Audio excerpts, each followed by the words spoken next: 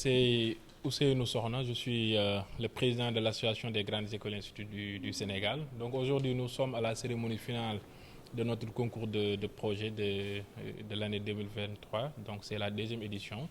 L'activité a été initiée l'année passée. Donc aujourd'hui, un peu l'activité qui nous réunit, c'est les pitchs finales. Donc au départ, on a lancé le concours à l'école polytechnique de Thiès.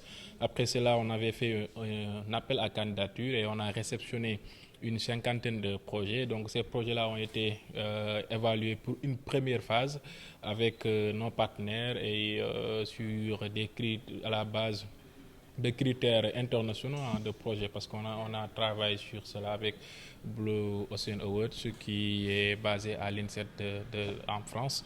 Donc parmi ces projets-là, on a sélectionné 11 projets. Donc ce sont les meilleurs 11 projets qui ont sélectionné et qui vont faire une présentation aujourd'hui devant le jury qui les a d'abord évalués pour la phase de présélection.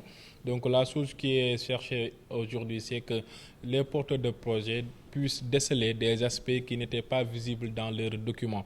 Et je précise qu'avant cette présentation-là, ils ont été formés pour ça.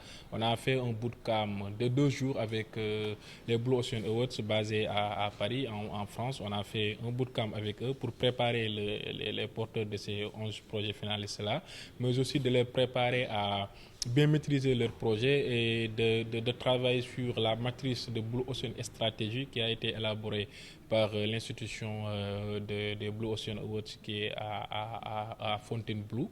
Donc ça va leur permettre carrément de développer leur projet et pouvoir commencer à faire leur business. Et on est en partenariat avec d'autres institutions techniques comme PMI Sénégal qui va accompagner également les finalistes dans une gestion de formation en gestion de projet. Également l'ADER qui est partenaire officiel aujourd'hui qui a accueilli l'événement.